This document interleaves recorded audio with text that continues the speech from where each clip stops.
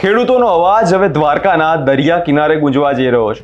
સોમનાથથી શરૂ થયેલી કોંગ્રેસની ખેડૂત આક્રોશ યાત્રા હવે દ્વારકા પહોંચવાની છે, જેની વિગતે ચર્ચા કરીશું. નમસ્કાર, હું છું પ્રથમ મોદી. આપ જોઈ રહ્યા છો નિર્ભય ન્યૂઝ. ગુજરાતમાં આપણે શું કે કમોસમી વરસાદમાં થયેલ નુકસાન સામે દેવા માફ કરવા અને ખેડૂતોના હક માટે ખેડૂત આક્રોશ યાત્રા જે કોંગ્રેસ દ્વારા નીકાળવામાં આવી હતી, હવે 13મી નવેમ્બરે તે દ્વારકા પહોંચવાની છે. પાલ આંબલિયા હવે સીધી સરકારને ચેતવણી આપી છે કે સરકારની પાસે હજુ પણ સમય છે, હવે નહીં તો ખેડૂતોનો આક્રોશ વધશે.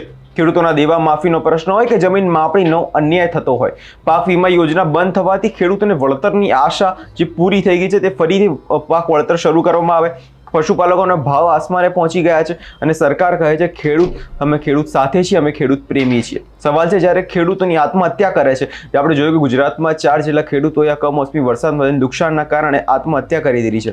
ત્યારે કોણ તેમની સાથે છે? પાક બરબાદ થયો છે ત્યારે કોણ તેમને વળતર આપી રહ્યું છે?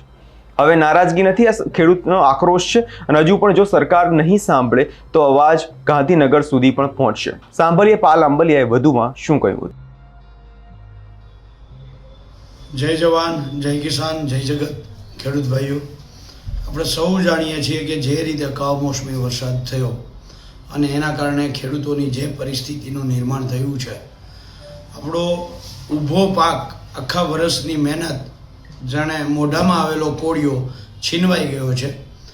આ પરિસ્થિતિમાં સોમનાથથી 6 તારીખથી કિસાન આક્રોશ યાત્રા લઈ અને અમે નીકળ્યા છીએ અને 12 તારીખે બપોરે 11:30 12 વાગ્યે 3 પાટિયા ભાણવડ ખાતેથી દ્વારકા જિલ્લામાં આ કિસાન આક્રોશ યાત્રા, ટ્રેક્ટર યાત્રા પ્રવેશ કરે છે. ત્યારે ત્યાંથી ભાણવડથી રૂપોમરામાંથી પોરબંદર જિલ્લામાં પ્રવેશ કરશે અને પોરબંદર જિલ્લામાંથી સોઢાણા અડવાણા થઈ અને છેલ્લે અડવાણાની ગોલાઈથી ફરીથી દ્વારકા જિલ્લામાં પ્રવેશ કરી રહી છે. ત્યારે આપ સૌ દ્વારકા જિલ્લાના તમામ ખેડૂત ભાઈઓને ભાણવડથી શક્ય હોય તો જોડાવ, નહીંતર અડવાણાની ગોલાઈથી અડવાણા 12 તારીખે સાંજે 5:30 6 વાગે અડવાણાની ગોલાઈએ પહોંચવાની છે અને ત્યાંથી ચાલુ કરી અને નગડિયા થઈ, ગોરાણાના પાટિયા થઈ અને રાવલ સાંજે 6 વાગે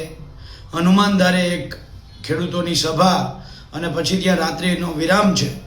ફરીથી સવારે 13 તારીખે 7 વાગે રાવલથી આ ટ્રેક્ટર યાત્રા પ્રસ્થાન કરી કલ્યાણપુર, ભાટિયા, નંદાણા, રણજીતપુર, ચરકલા થઈ અને 13 તારીખે બપોરે 3 વાગે દ્વારકા ખાતે આહિર સમાજની વાડીએ પહોંચશે અને ત્યાંથી સભા કરી અને સભા કર્યા બાદ ભગવાન દ્વારકાધીશના આશીર્વાદ લેવા જવાના છે. ત્યારે રાવલની સભામાં પણ આપ ઉપસ્થિત રહ્યો. આખી ટ્રેક્ટર યાત્રા દરમિયાન જ્યાં તમને નજીક પડતું હોય ત્યાં તમે બાઇકથી, કારથી અને એમ જોડાવ તો ટ્રેક્ટરમાં સાથે બેસી જાઓ. પણ મારો આગ્રહ એ છે કે ટ્રેક્ટર અત્યારે ખેડૂતનું સૌથી મોટું હથિયાર છે. ત્યારે તમારા નજીકના રૂટમાં જ્યાં જેટલા એક ગામથી બીજા ગામ સુધી કે સળંગ આખા દિવસમાં 13 તારીખ દરમિયાન આખો દિવસ જો તમે ટ્રેક્ટર લઈને સાથે જોડાશો તો આ લડાઈને બળ મળશે. ખેડૂતોનું જે દેવા માફી છે એની સંપૂર્ણ દેવા માફી કરવામાં આવે એની માંગ છે. જમીન માપણી સંપૂર્ણપણે રદ કરવામાં આવે એવી માંગ છે.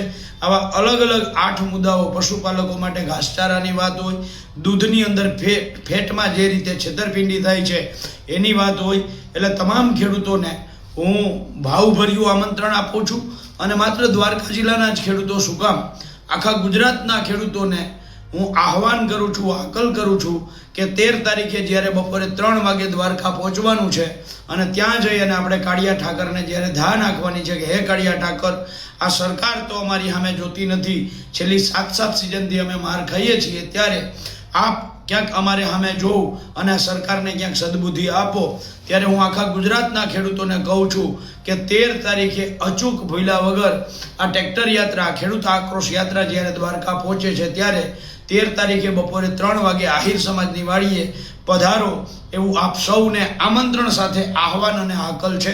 જય જવાન, જય કિસાન, જય જગત. પાલ આંબલિયાને કહેવું છે કે જો દેવા માફ નહીં કરો અને જમીન માપણી રદ નહીં કરો તો આક્રોશ હવે માત્ર બોલચાલમાં જ નહીં રહે, આક્રોશ હવે ગાંધીનગર સુધી પણ પહોંચશે.